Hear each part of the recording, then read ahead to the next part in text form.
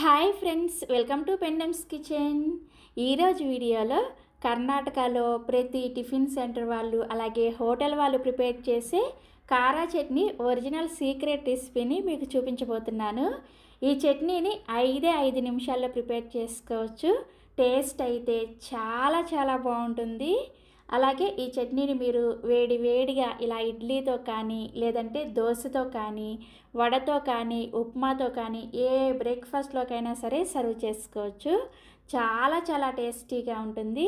తప్పకుండా మీరు కూడా ఈ ఒరిజినల్ కారా చట్నీ రెసిపీని ఒక్కసారైనా సరే ట్రై చేసి చూడండి. సో ఇక ఏమాత్రం ఆలస్యం చేయకుండా కర్ణాటక హోటల్స్ అలాగే టిఫిన్ సెంటర్ స్పెషల్ కారా చట్నీని మనం ఇంట్లోనే ఈజీగా ఎలా ప్రిపేర్ చేసుకోవచ్చో వీడియోలోకి వెళ్ళి చూసేయండి.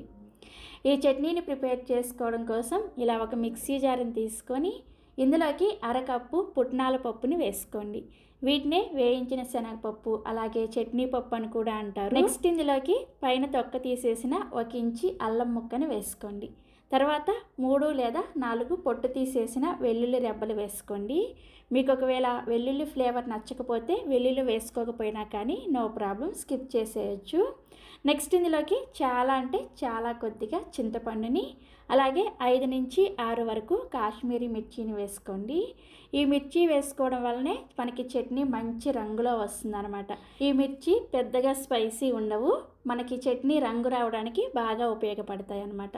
నెక్స్ట్ ఇందులోకి కారం కోసం 1 లేదా 2 గుంటూరు మిర్చిని వేసుకోండి. తర్వాత ఇందులోనే 1 టేబుల్ స్పూన్ దాకా పచ్చి కొబ్బరి ముక్కల్ని వేసుకోండి. ఈ చట్నీ కోసం ఇలా పచ్చి కొబ్బరి అయితేనే టేస్ట్ బాగుంటుంది. ఒకవేళ మీ దగ్గర టైంకి పచ్చి కొబ్బరి లేకపోతే ఎండు కొబ్బరి అయినా సరే వేసుకోవచ్చు. అయితే కొబ్బరిని మాత్రం ఎక్కువగా వేసుకోకూడదు, జస్ట్ 1 టేబుల్ స్పూన్ మాత్రమే వేసుకోవాలి.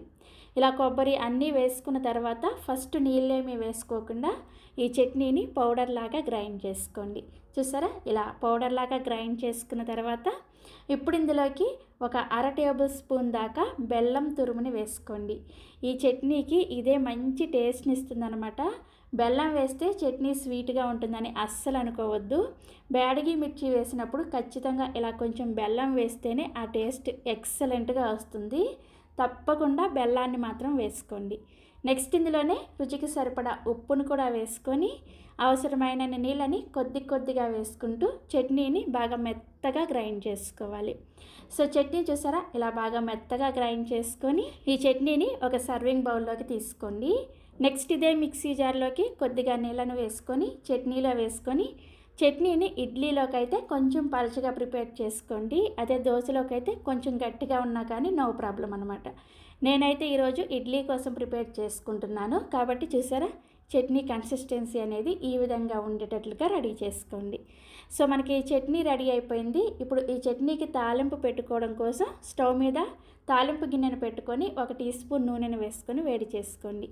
నూనె వేడైన తర్వాత ఇందులోకి 1/2 టీ స్పూన్ చొప్పున ఆవాలు అలాగే మినపగుళ్ళను వేసుకొని ఈ ఆవాలు మినపగుళ్ళని లో ఫ్లేమ్లోనే లైట్గా రంగు మారేంత వరకు వేయించుకోండి.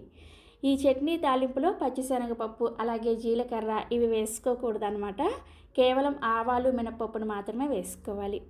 ఆవాలు మినపప్పు ఇలా వేగిన తర్వాత 1 రెమ్మ కరివేపాకును కూడా వేసుకొని కరివేపాకు కూడా క్రిస్పీగా అయ్యేంత వరకు ఇలా లో ఫ్లేమ్లోనే వేయించేసుకొని ఈ తాలింపుని తీసుకొచ్చి మనం గ్రైండ్ చేసుకున్న ఈ చట్నీలో వేసుకొని కలుపుకోండి. అంతే, కర్ణాటక స్పెషల్ కారా చట్నీ రెడీ అయిపోయింది. చాలా సింపుల్గా ప్రిపేర్ చేసుకోవచ్చు కదా. టేస్ట్ అయితే చాలా చాలా చాలా బాగుంటుంది. తప్పకుండా ట్రై చేయండి. ఇలా ప్రిపేర్ చేసిన ఈ కారా చట్నీని నేనైతే ఈరోజు వేడి మెత్తటి ఇడ్లీతో సర్వ్ చేసుకున్నాను. నిజంగా టేస్ట్ సంగతి అయితే మాటల్లో చెప్పలేను. తప్పకుండా మీరు ట్రై చేసి దీన్ని రుచి చూడాల్సిందే. మీలో ఎవరికైనా స్పాంజ్ ఇడ్లీ రెసిపీ కావాలి అంటే ఈ వీడియో కింద డిస్క్రిప్షన్లో ఇడ్లీ లింక్ ఇస్తాను. మిక్సీ జార్లో ఎలా ప్రిపేర్ చేసుకోవాలి అలాగే గ్రైండర్లో ఎలా ప్రిపేర్ చేసుకోవాలి అంతా క్లియర్గా ఎక్స్ప్లెయిన్ చేస్తూ వీడియోస్ చేశాను. ఆ 2 వీడియోస్ లింకులు కూడా ఈ వీడియో కింద ఇస్తాను, ఒకసారి చెక్ చేయండి. సో తప్పకుండా ఈ చట్నీ రెసిపీని కూడా ట్రై చేస్తారు కదా. ట్రై చేసిన తర్వాత మీ ఫీడ్బ్యాక్ని నాతో షేర్ చేసుకోవడం అస్సలు మర్చిపోవద్దు. అలాగే మరిన్ని Emmy tasty and hotel secret breakfast recipes కోసం వెంటనే పెండమ్స్ కిచెన్ని సబ్స్క్రైబ్ చేసుకోండి. Thank you.